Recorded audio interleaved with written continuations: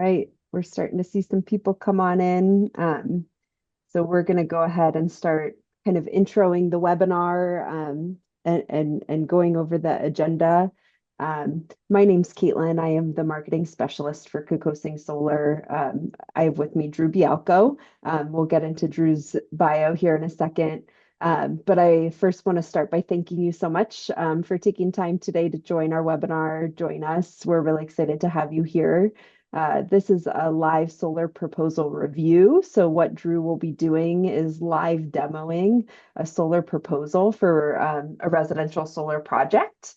So whether you're brand new to solar or just looking to increase the knowledge you already have, this session is designed to give you a foundation of what to expect when reviewing a solar proposal and what our process looks like. So today's webinar will run about 45 minutes to 1 hour, and we'll leave some time at the end for questions.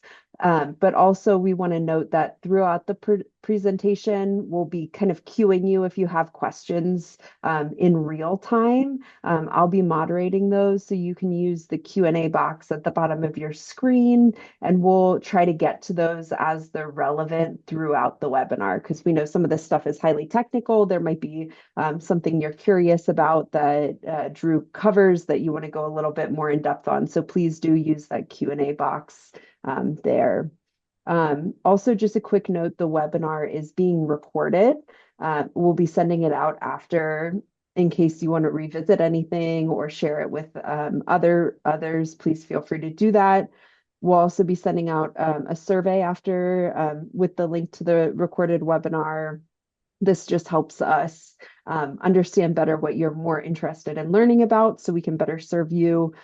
So please, we would appreciate your participation in that survey. And if you're interested in learning more beyond what we cover today in today's webinar, you can always schedule a consultation with Drew.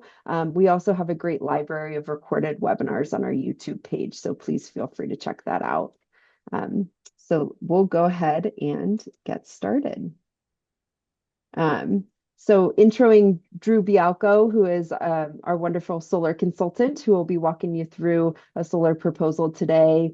Drew's been with Kokosing Solar for 5 years. He lives in the Central Ohio region, but leads the Central and Northern Ohio markets, so the Columbus and Cleveland markets for our team.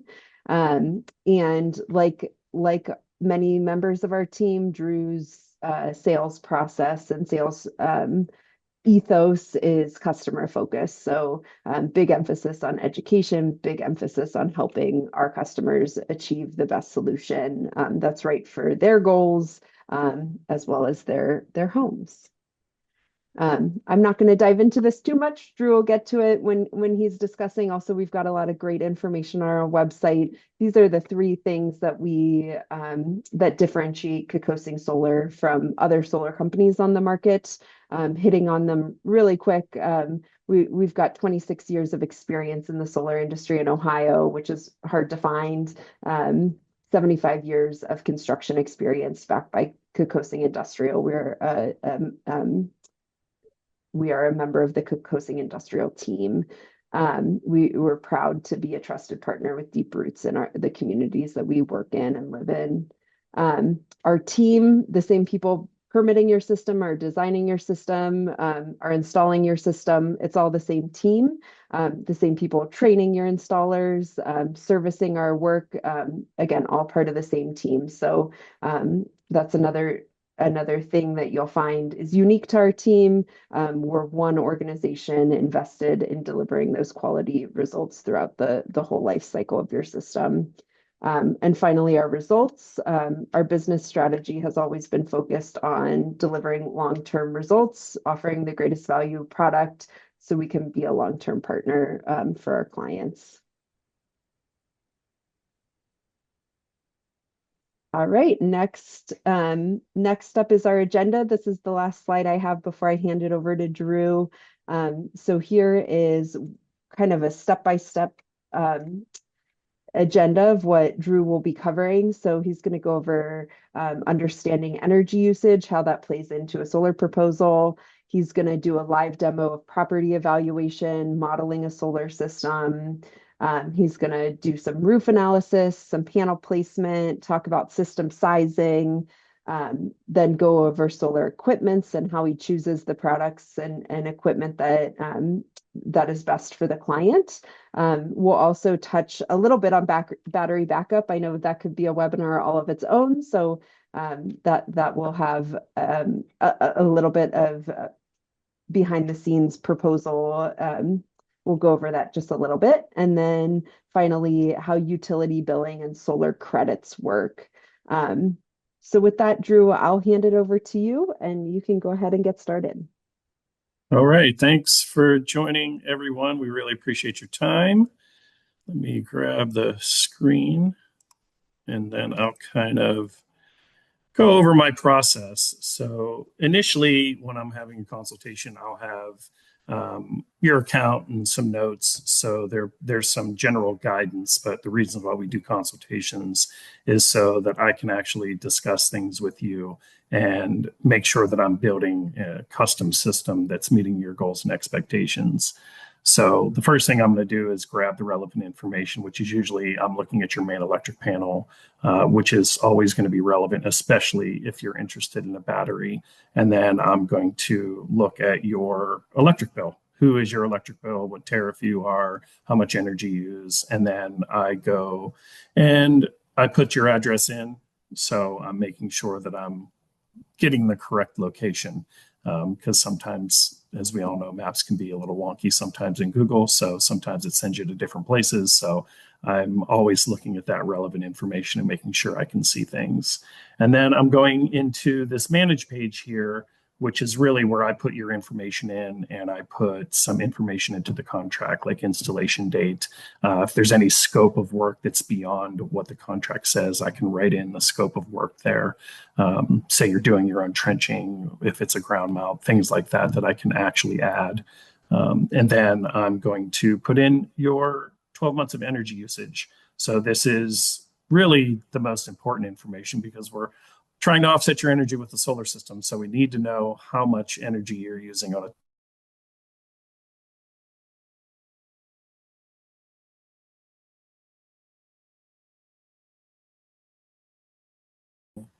how much roof space do you have? Are there obstructions? Things of that nature. But this will give me the guideline to be able to build a system that's hopefully meeting your goals and expectations, like I said.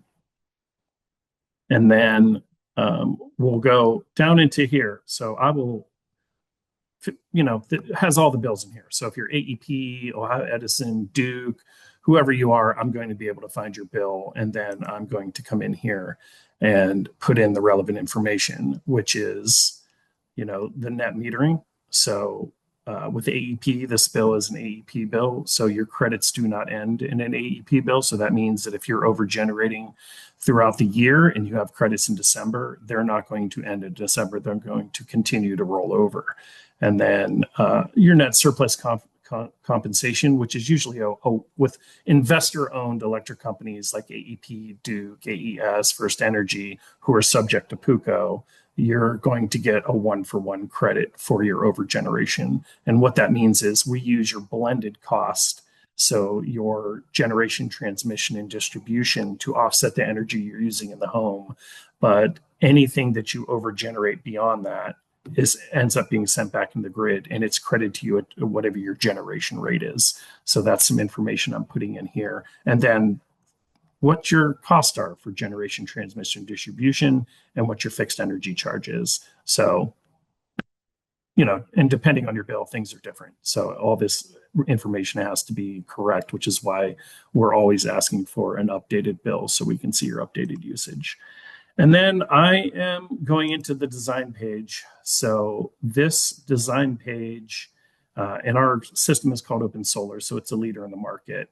I have updated information. And then also in here is what we call 3D Google API. So this was specifically built to give us just fantastic data on your house. It can look a little wonky. It's LiDAR. So, don't worry about, the way it looks. It gives us great data, but it's important for me to match up current property and what we're seeing here and matching it up to the Google, because say you add an addition on your home, I can build a 3D model of that addition. So it's there for me to build on. If you have trees down or you've taken trees down, this is something else I can do, which is trim trees. So as you can see, when we're looking at this, these boxes, you can see them here.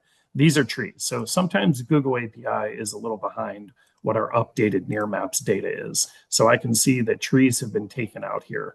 So I took out the trees. And that's relevant because obviously where these trees are located, because this is due south. This one might not necessarily cause any shading because it's north of the array, but this one is definitely going to cause some shading. So it's important for me to make sure that your information is correct on both of these. And then I am looking at your irradiance view. So as you can see, it's white hot to dark. This roof is very good. It's not super white hot, but it is good. And I'll show you, the solar access here once I put the array in. But this is kind of what I'm looking at to determine, this is a pretty easy roof face. It's not complex, but as you can imagine, there are some roofs out there that are very complex and they face south, north, east, west, and I've got a lot of different options that I need to choose from. So it's important for me to be able to see which ones are the best. South facing is always going to be the best option when it's open and there's no tree shading it, because obviously the sun's coming over you in elliptical pattern from east to west, and south facing is going to give you the most time under the sun with the solar panels in your most generation. So this is pretty simple, roof face. So obviously I'm going to use a south facing roof. When you're looking at north facing roofs, just so you know, we don't generally put them on. Once you start getting over a 20-degree roof, you start losing 25% of generation, and then it continues to go up. So unless your roof is under a 20-degree slope, we generally will not do that. We will if you really want us to, but we also have a reputation and we want everything to look nice and we want you to get the best return on investment, and north facing roofs aren't always that. So then once I trim, once I look at that, I also want to look at obstructions. So I do have setback rules that I have to abide by. If it's a detached building, like a barn or a garage that's detached, I do not have these setback rules. I can put solar panels from the ridge line to the east to west to the south where the gutter is. But here you can see we have obstructions. So I have to be 18 inches from the ridge line. I have to be 18 inches from any obstructions. And I also have to have a 3-foot pathway for any first responder to get onto the roof. And the way they're going to read that is, here is your driveway. They are not going to come all the way over here to get onto your roof. It's always going to be the nearest part. So this would be the pathway right here. So those are my regulations that I have to abide by. So, this view, obviously, right? It's hard to see in here, but this is why I have two different views, so I can really see what I'm doing. So then we have our panels already in here. These are what we're using. We're using JA 440 watt panels. These are their high performance tier 1 monocrystalline cell panel. The way the cells are arranged in the panel, it creates better efficiency and less degradation over time, which is very important for your return on investment. So when you get 25, 30 years into your solar system, you're still getting low 90s, high 80s% generation, because there are some that degrade a lot, right? So in 25 years, you don't really want them degrading as much as possible. So that's why we're always using high quality tier 1 high performance panels. And they have a 25-year warranty and a 30-year performance warranty. They are rated for severe weather, but just so you know, they're rated to withstand it. But if your panels were to be damaged by weather, that would be something with your home insurance policy. And this is something I always talk about the customer with, is that you always want to talk to your insurance company. I've seen it range from it doesn't raise it at all to it raises it considerably. It's really a very personal thing. Who's your insurance company? What's your policy? So you always want to talk to them about it. And then I'm looking at microinverters. So I will go into here and find the microinverters we use. We have a couple different type. I am using the IQ8HCs for this build. These are 380 watt AC microinverters. So microinverters, they're the forefront of technology when you're building a solar system. So they convert DC to AC energy right at the panel. And they are underneath each panel. So if you have 24 panels, you have 24 microinverters. They're all working independently, and there's no single point of failure. So this is always going to give you your best conversion, your best bill savings, and your best generation. So once I have all this in place, then I start building. So I kind of, I won't do that here because I did pre-build and kind of know what I'm doing, so I'm not holding anything up. But I will look at landscape and portrait arrays. Landscape is generally more expensive, but sometimes I can fit more panels in landscape.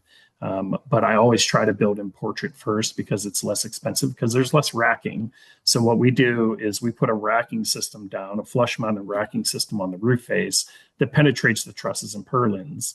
And then the solar panels are locked over top of the racking system. The microinverters are right behind. So as soon as that DC energy from the sun is hitting those panels, it's converting it directly into AC energy so you can use for the home. So and it's maybe like a 3 to 4 inch gap from shingle to panel.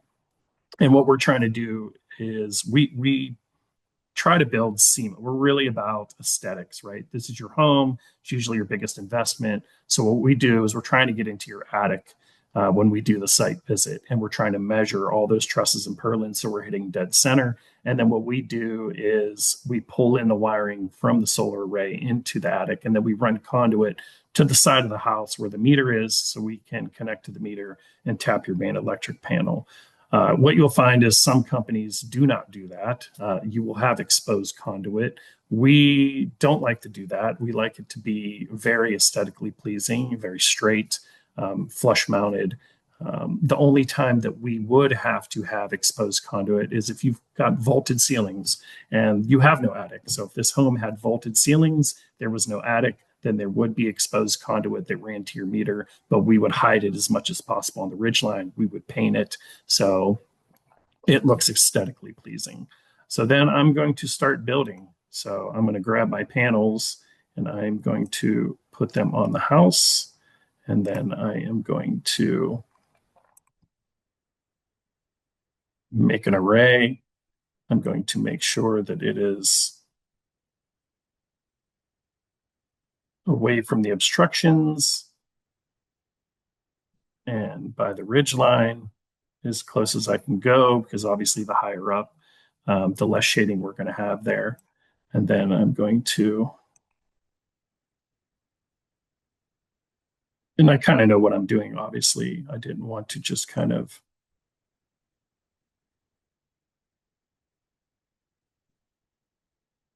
I'll make sure that it is in the same direction. So 194.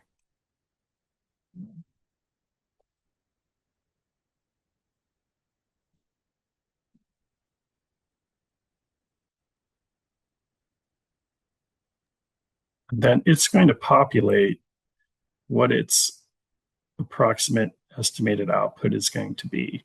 So this is 12,784 kilowatt hours annually, and this property uses 11,440 kilowatt hours.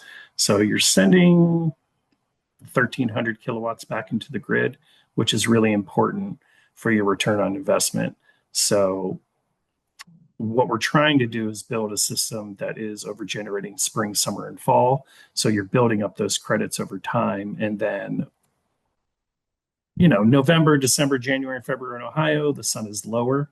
It's not out as long. So generally, you're not going to produce more energy than you consume in the home during the winter. And those credits are really going to help you. So let's say from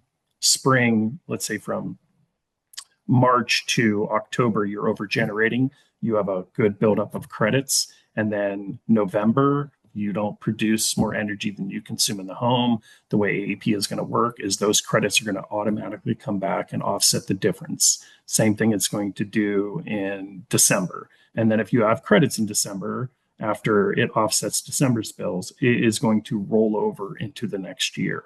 So that's very, very important. Drew, we just got a question. Sure. How do we know if the system being recommended is the right size for the home? It kind of seems like these numbers right here kind of speak to that. And Yeah. also a similar question, how would you compare different proposals with different system sizes? I mean, you want to compare with what kind of panels they're using, what kind of inverters they're using, microinverters, string inverters. There's some different components, right? Do they do third-party contracting? Do they do third-party installation? Like, is there exposed conduit? Like that's a way that some other companies can really keep down their cost is by using 1099s, right? They could use 1099s or a different company for their service. So those are some things that can keep down the cost. So that's kind of how you want to compare. How are they doing how are they modeling your system, right? We're using 3D Google API. This is outstanding data. So when people move forward and sign a contract with us, when we do a site visit, which is almost immediate, right? We give you a welcome email. You assign a project manager, and then the service team will get you on schedule for a site visit. And I'm usually there. A technician is there, but everyone's updated on the project. It just depends on how busy I am if I'm there. But I try to meet everybody. And we usually fly a drone at the site. So what we do is we get that data from the drone, we put it into a program called Scanify, and it shows me the same thing, same kind of data that this Google API does. So I get to kind of match it up and look at it. So it's very accurate. So how are they modeling? Are they using a 2D platform and they're just kind of doing an old school way of guessing what kind of shading you have? It's kind of important to know what they're doing. Are they clearly defining what panels and inverters are they going to use? Or are they just like, we'll figure it out when we go to install and we'll get the least expensive ones, right? There's a lot of ways to kind of compare, but it's really looking at your proposals and looking at things. And I'm always like, we're not a high pressure solar company here. Like if people want to share proposals and I can kind of help them kind of understand the differences, like I'm going to be honest, right? We want to work with everybody, but people have their own goals and expectations. They have their own things that are in their priority list that are going to, choose a company or choose a system. And I'm happy to go over that and kind of explain the differences, but it's really company to company, right? So are they out of state? Are they in state? There's a lot of different factors. Okay, that's great. Thank you. And then, I'm looking at solar access here too. So, well, first I'm doing this. So there's about a half inch in between each panel. So I'm making sure that that is correct. The panel is I use 5 inches. So I will go in here and make sure that it's as accurate as possible with how we install. And then I'm looking at the solar access here, and we can see great solar access. So this gives me a great view. So here's your solar access here. This home is 90.52% solar access. This percentage here, this is total solar resource factor. This percentage is how much of this solar access you're capturing. So this home is capturing about 81% of this 91% solar access. And I can kind of show the customer, what's shading you, right? Sometimes because it's on your property, but sometimes there's things that are across the street or in another property that you're really not considering. So this shows me where everything is. So I can kind of show what the obstacles are and why the solar access is what it is. So this just gives us a really great view. And as you can see, right, sun's lower in the sky in January and February and November, December, and they've got some shading later in the day from the properties on the west side, the trees on the west side. So I'm able to show them a really good view of like, okay, summer solstice in June at 7 a.m., you're starting to get 25% generation. And then as soon as you hit 8 a.m., it's 100. So you can see the obstacles that you'll have in January and February, which is why we're trying to, or I'm trying to model a system that is really giving you great generation spring, summer, and fall, because normally this is kind of what you see. This isn't horrible, but there is some shading here that's causing less generation. So that's where those credits are going to be really important. And we'll also look at that. That's so fascinating. Does that help you understand like what trees might need trimmed? Yeah, I mean, we're a green company.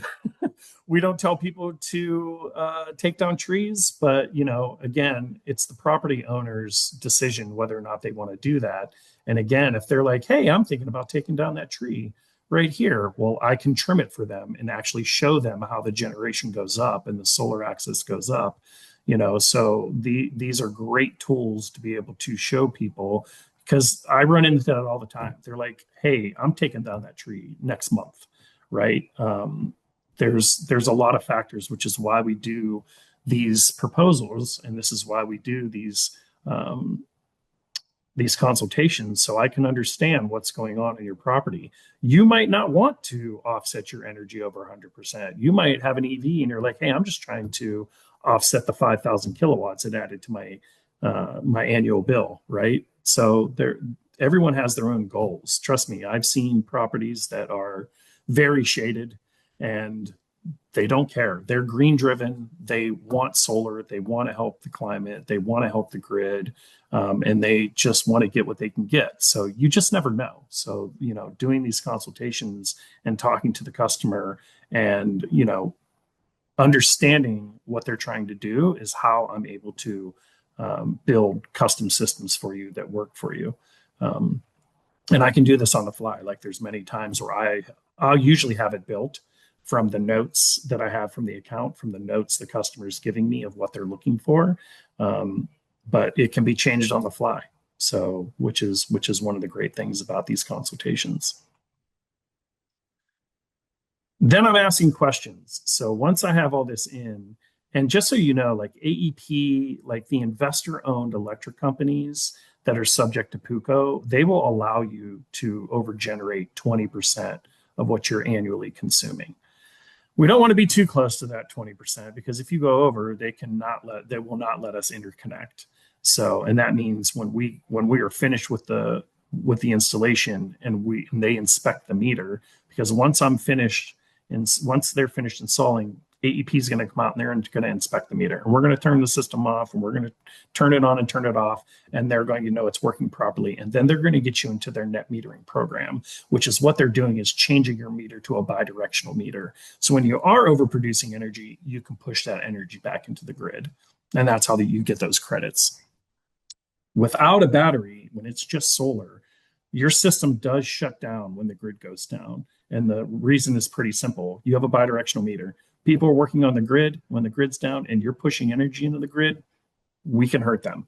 So you will have an automatic shutdown switch, and it's normally placed out by the meter. Some electric companies are very strict where it goes. I believe AEP is, they'll kind of let you put it wherever, but we usually put it out by the meter. And what it does is it has a modem in it, or sorry, the shutdown switch will automatically shut down when the grid goes down. And when it pops back on, it waits 5 seconds and pops back on. So it kind of, makes sure that the grid is staying on before it comes back on. I'm going to ask questions from here, and really I'm going to ask, where is the meter? So if I can't, sometimes I can see a roadside view from Google and I can see where everything is. But generally, I'm asking you where your main electric panel is and where your meter is, because I'm going to do a site plan afterwards if you move forward. So the technician isn't going onto your property blind. So he knows where everything is. And there's other important things too. Like I'm going to ask you about your transformer, because your transformer has to be a bigger KVA than your system size AC. So this system size is 10.56 kilowatts. But you have an AC size, and I'll show you where you can access that. So it has to be lower than your KVA transformer. That's always going to be the big obstacle, right? It has to be. And if it isn't, there's only two ways to get around it. Either reduce the system size to meet the KVA of the transformer or get a transformer upgrade, which is on you to do. Sometimes it is due for an upgrade, and you can talk to your utility company and they're like, oh, it's due for an upgrade, and they'll come out and do it for free. But for the most part, that's generally not the case. I've run into that a couple times, but generally it would be on you to upgrade the transformer if you want this system size, if it's over the KVA. So I'll ask those questions. And then, there are options for batteries. So we do install Tesla Powerwall 3s. We do install Franklin batteries as well. Tesla is the leader in the market. I will always lead with Tesla. Their batteries will give you whole home backup with one battery. And the way they achieve that is when we install a battery, we install what's called a Tesla gateway. And that gateway is the controller, the hub for your battery system.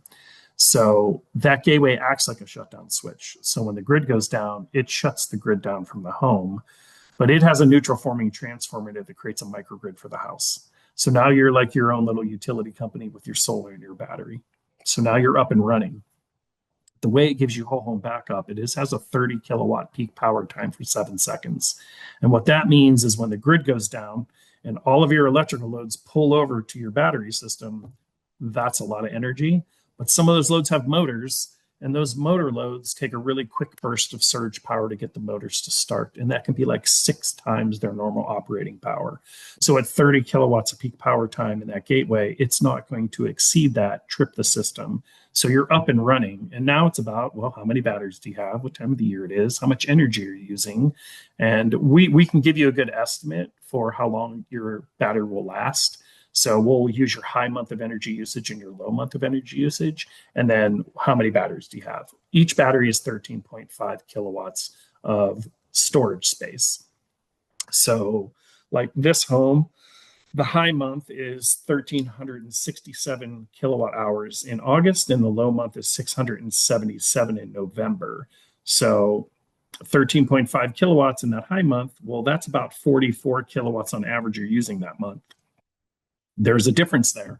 So it is important to control your loads depending on how many batteries you have, right? If you've got 3 batteries and you're at 40.5 kilowatts of storage space, you don't really have to watch it, but most people, batteries can be expensive.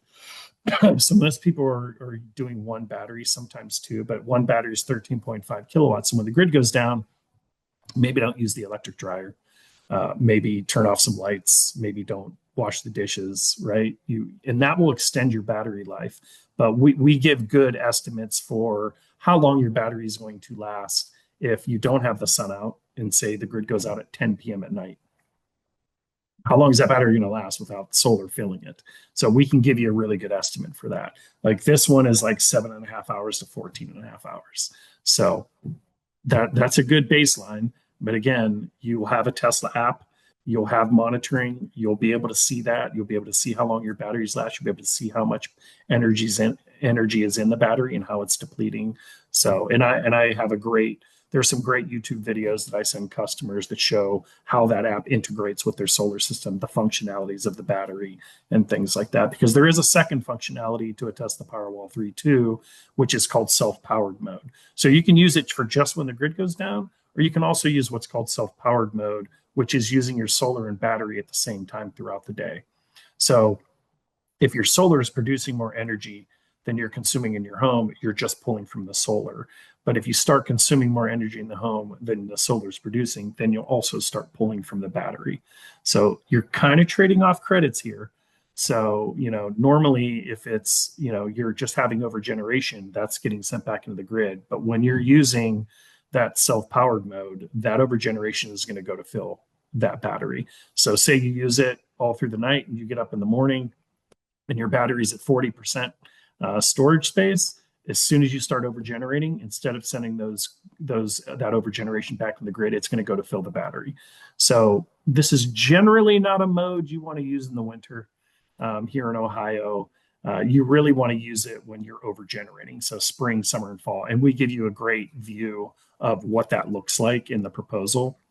but you'll be able to see that as well. And it's really pretty easy to turn that function on and off in the app too. It's very user friendly, but it's a cool little functionality, and definitely people use it.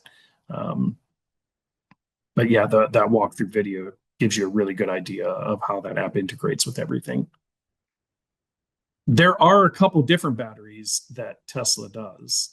So Tesla has an AC coupled Powerwall, a DC coupled Powerwall, and they have a DCX expansion unit.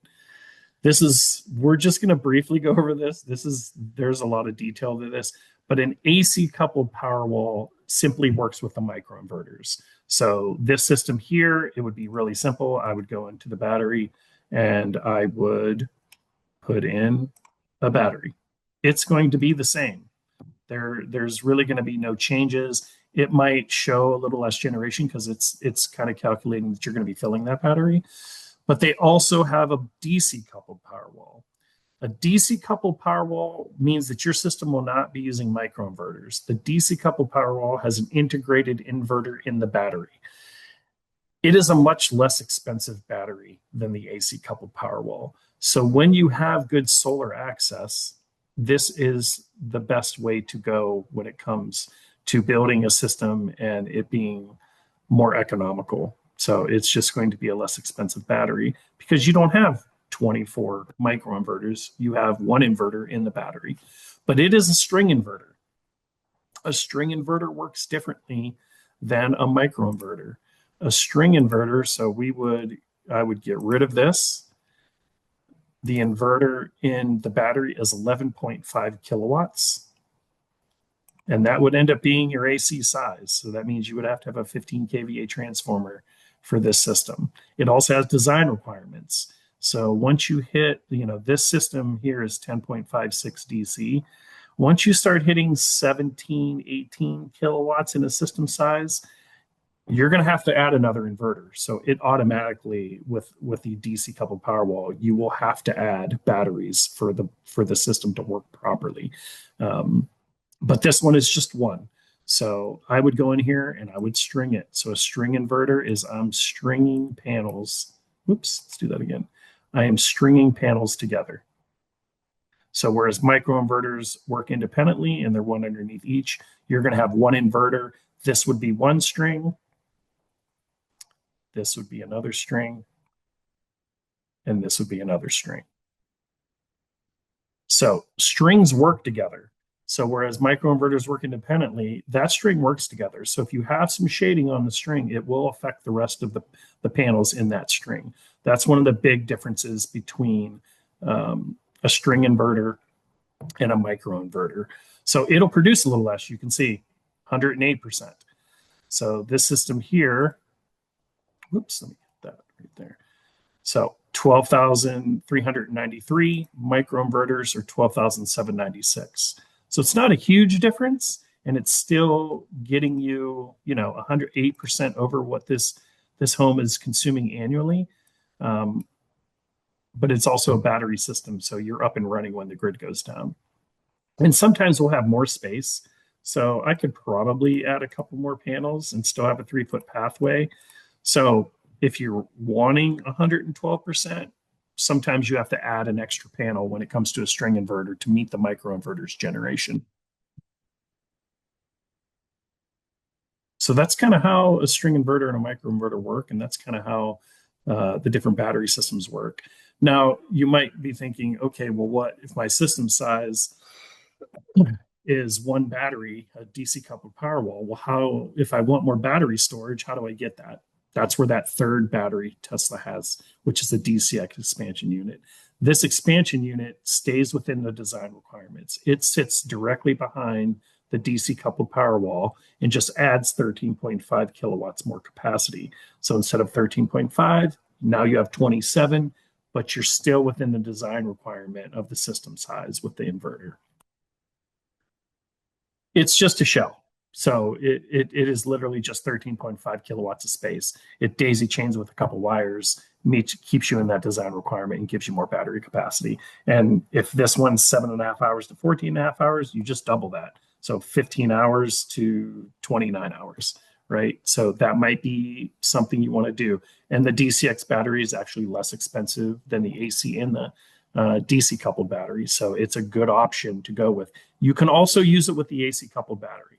So they did a firmware update last year that allows it to work with the AC coupled battery now. So it's a great way to increase your capacity and not kind of break the bank when it comes to adding another battery because again, they can be expensive. Um, I know that's a lot with the battery. So is there any questions anyone has there? I'm not sure if you'll get to this later, Drew, but one question we've seen come in relevant to battery storage is when does it make financial sense? Like when you're talking about whether or not this makes sense for a particular home, how do you kind of reason that? Yeah, I mean, it's a very individual thing. So everyone kind of puts their own value on a battery depending on their situation. Like I've had people in rural, you know, homes that have power outages that last 3 days. They're going to put more value on a battery than maybe someone who is in the city and maybe on the emergency grid, right? The emergency grid is the first grid that pops up when the grid goes down. They're maybe have a outage for 30 minutes and it might only happen twice a year.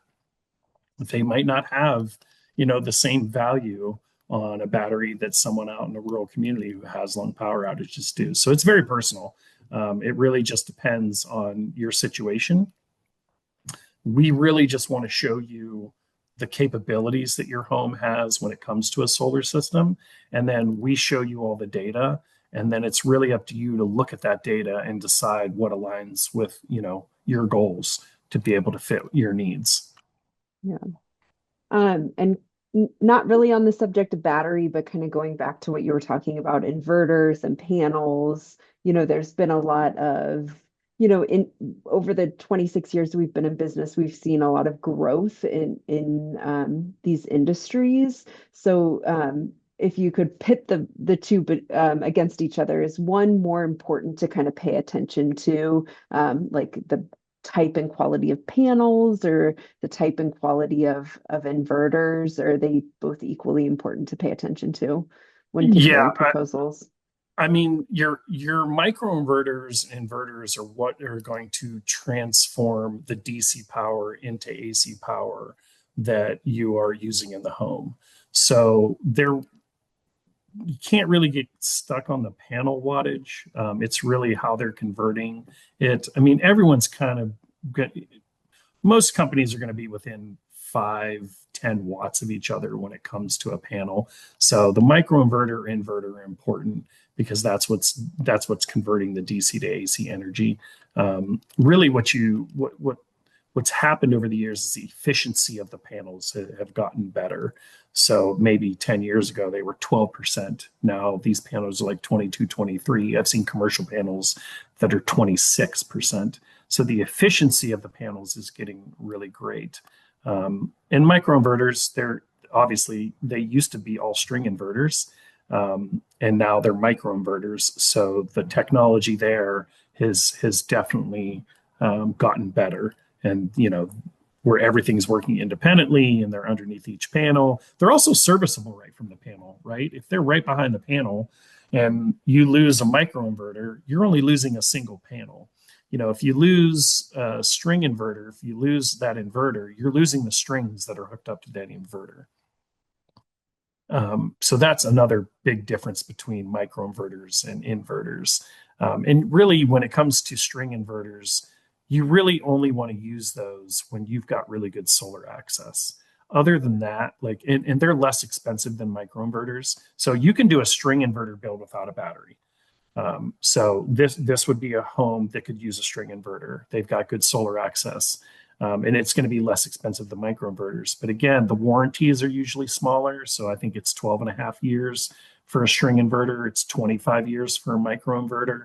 And again, like this home would probably have 2 string inverters if there wasn't a battery. So if you lose that inverter, you're losing all the strings that are hooked up to the inverter. We don't really see too many issues. And even though it's 12 and a half years, they're rated to last long time for your solar system. Um, but again, if you've got poor solar access and a lot of shading, you want microinverters. You want those panels working independently. You don't want the shading to affect an entire string when you have a lot of shading. Good. That's great. Yeah, thanks. We also have another question kind of about Hmm. pivoting a little bit, Sure. um, advantages to roof mounted versus they say pole mounted rack system. I assume they may Ground mean mounted. a ground mount. Yeah. Could you talk about that a little bit? Yeah, I mean, when you have the space for a ground mount, I personally prefer them. It's really about how far away is it from the meter. That trenching can be expensive, but generally with a ground mounted system, you are always putting it at south facing. So it's always going to be optimal. We're always, if you have the space, it's always going to be great solar access.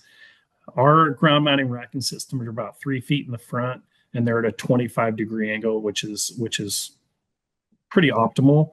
Um, and they're going to get the most time under the sun when it comes to placing them at a ground mount. It's really about how far is that trench line, right? Rural places, like when I'm looking and I have customers who in rural places, they've got 20 acres of land. Really what we're looking for is where's your septic, where's your leach bed, what do you have underground? We certainly don't trench through leach beds, so it's important to find the right location and make sure that it's optimal as far as solar access. But sometimes it's a long trench, sometimes it's a short trench, and do you want it, do you want to see it, right? There's all kind of aesthetics that go along with the ground mount, but generally they are going to be really good as far as you know the amount of panels you need, because it's going to be great solar access. Sometimes if you have a big space, we can use commercial panels, so we can use bigger wattage panels. Generally we're always using a string inverter when it comes to a ground mount too, because it lowers the cost. And again, your solar access is fantastic when we do a ground mount. We're never going to put it someplace where you're getting 75% solar access, right? That's the great thing about a ground mount. The other really good thing about a ground mount is they're easily cleaned. And not necessarily like soiling. Soiling is like dust and debris, um, you know, but snow. Like this January, we had 16 inches, 17 inches of snow, right? Like if you're on the roof, like those aren't coming off. Like panels generate some heat. So if you get a light dusting, like generally it's going to, it's not really going to collect. Um, with a ground mount, they make periscoping soft brushes that you can easily pull the snow off. So the maintenance of them is a lot easier than when they're on the roof. Now, if you've got a 1-story roof and it's 20-degree slope, really easy for you to get on there and kind of, make sure that the snow's not collecting so you're getting your optimal generation in the winter.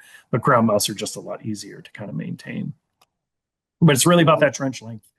Yeah. That's what really when you start getting 200 feet away, we're having to use bigger wires. There's resistance from those wires when energy's traveling through them as well. So it Mhm. just starts to increase the price. But I've seen some great ground mounts that aren't too far away from the meter that are less expensive than when we have to put them on the roof, because sometimes your roof isn't always south facing. Sometimes it's east and west. Whereas a ground mount's going to be south. So you're going to get your most generation. The more arrays you have, the more racking there is, the more conduit there is, the more labor there is, it's going to increase the price. So I've definitely seen ground mounts be less expensive than roof mounted system, but it's really about that trench line for it to be able to be that way. Great. We do not have any other questions coming in. We've got about 10 minutes left, Drew. I know there were Yeah, other things you were going to get to, yeah. but Let's go through the proposal real quick. This would be so once I kind of explain the systems and how they work, and they're meeting what the customer's goals are. We go into this is what the proposal looks like when we send it to you. So it'll have your builds over here. I will always have them defined so you know which ones are which. It'll show you what products are being used, so you can see the inverter and the battery. That's a DC coupled power wall. This is microinverters. This is where you see your DC size, and this is your AC size. So the microinverter bill with 24 panels is 9.12, which means you have to have at least a 10 kVA transformer. The battery system here with the inverter in it is 11.5 kilowatts. So that means you need a 15 kVA transformer. Um, and then it'll show you what the warranties are. But I always send all the spec sheets to all the products to the customer during the proposal. So if they want to review the actual specifications, then they can. Again, we're very transparent here. So we show you everything. And as you scroll down, you start seeing system performance. So your kilowatts per day to your consumption per day. So the gray line in the back is what you're consuming in the home. The kilowatts per day in orange is what you're generating from your solar system. So you can see here, this system is over generating March through October, slightly in October. And just remember, this is weather. We've got historical weather data in here. It's like 20 years of historical weather data, but you are going to. It is the one unknown factor in a sense. So you might fluctuate with your overgeneration. You'll have monitoring. So even if you don't have a battery, you'll have what we install is called a combiner box. It has a modem in it. We hook it up to your Wi-Fi. You'll have an app on your phone called Enphase Enlighten, where you can see the production of your solar system. If it's a good connection, we can put a CT in there where you can see the consumption in your home too. You'll get really, really familiar with your solar system. You'll probably change some of your habits, right? We just pull from the grid now. We don't even think about it. But when you have a solar system, you're going to be looking, right? You might start doing your laundry during the day when you're over generating a lot of energy instead of pulling from the grid at night, right? You're going to change some habits, but this will give you a great idea of what it's going to do and how the system is going to perform. And then you scroll down, this is where you see, what are you saving over a 30-year time frame? Our model is a 6% increase in energy cost year over year. It's been like 8 for the last 6 or 7 years. It's normally around 4. So with our modeling and our proposal, we kind of split the difference to stay and kind of show you the volatility of the market, but not going to the extreme. Of course, we're hoping it comes back down. I don't know when it's going to come back down. It's been very volatile. So this is about $155,000 over 30 years, which is a lot of money. When you start zooming out and looking at how much you're spending on energy every year annually, and then you go, okay, next year it's going to go up 6%. Next year it's going to go up 6%. It's kind of mind blowing how much we spend on energy. But this right here is where you really get into the data. So this detailed service table is all the pre and post solar data. So this is you can see how this solar system is going to affect your bill.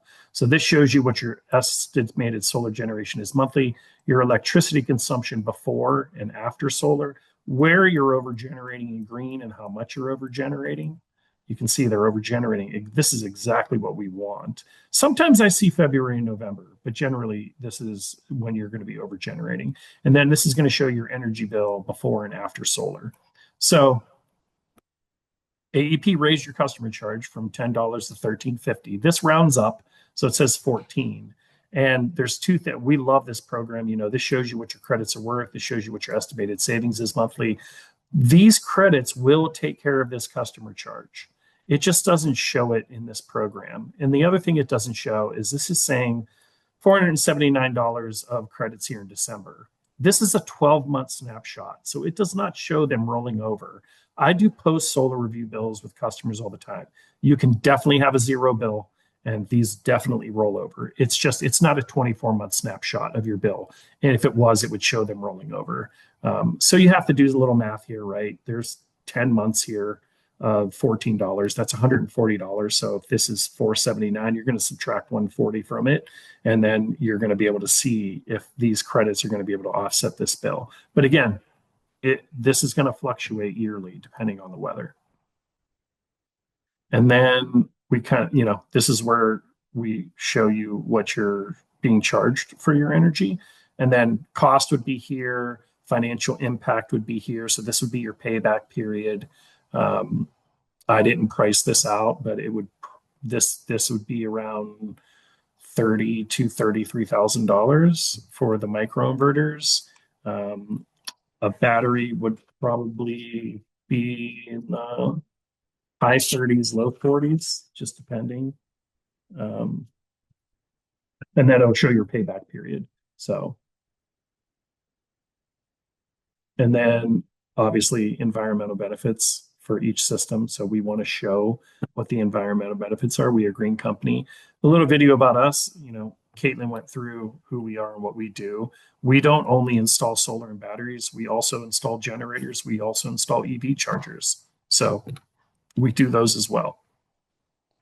We also install leaf guards and critter guards. So if you've got a lot of trees around your roof and you're worried about leaves and you're worried about critters, critters are critters. It's a great deterrent for critters, but it's really that leaf guard because what happens is if you have a lot of leaves can get underneath the panels. They'll get wet from the rain. They get stuck there. They'll mold. Not good. So that is also something I can, share and give you a price for that. Referrals, we have a great referral program. So you don't have to be a customer. If you have friends, family, neighbors, and they're interested in solar and you refer them to us, we give them $250 off their project. And once they're installed, we'll send you a $500 check. So that's for everybody you send with us. And then reviews and where you can find our reviews. And then generally, this is a link I send you, and it's active for about 2 to 3 weeks, depending on how the market is. But you can go into this download proposal key. You can download PDFs of the proposals. They're on your desktop. You can print them out. A little more convenient instead of going back into the link all the time. The contracts for each of the systems are there too. So again, you can see all the details. We do have a 20-year workmanship warranty. You can see all the details of that. Just everything's there for you. And that's kind of how I go about, designing a system and talking to customers about their properties so I can model a system that is accurate. And that's what we're trying to be. We're trying to be informative, educational, and very accurate with what we do. And we are, which is why we're around for 26 years. Awesome. Thank you so much, Drew. That was so detailed, so valuable. A lot of great information in there.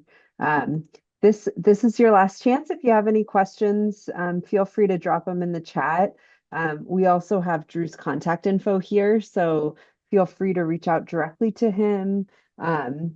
We will be reaching out to each of you again with that survey and kind of asking uh, if you're interested in receiving a custom proposal of your own. So please keep that in mind. Look out for that email. We just had one question come in. Is if you could share just one question every homeowner should ask before signing a contract. What's a good question? I think the question is you really want to have a full turnkey company and a reliable company. Um, there are a lot of companies out there who are like, yeah, we have a 30-year workmanship warranty. You're great. That's fantastic. How long have you been in business? 4 years. Okay. Like, are you going to be around 30 years from now? Like, it's really, a lot of people, I understand prices, this is a long-term investment.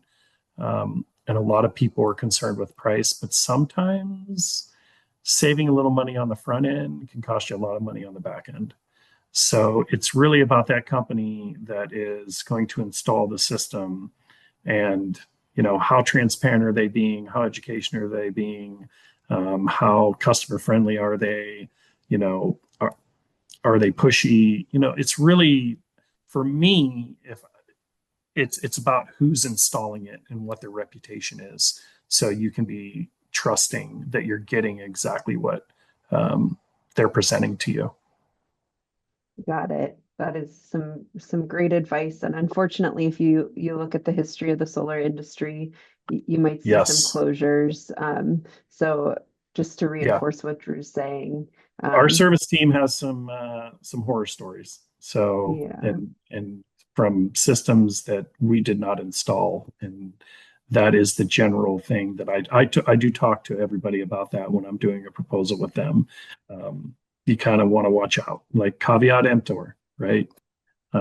You want to do your due diligence. You want to check the reviews. We even have a reference list. So like we have customers who are more than willing to talk to you and share their experience with, with us and how we did our business with them. Great. All right. We are right at 11 o'clock. Don't have any more questions coming in. Again, we'll do some follow-up, so keep an eye on your email. Thank you so much, Drew, for sharing the knowledge. And we will see you next time. Thanks, everyone.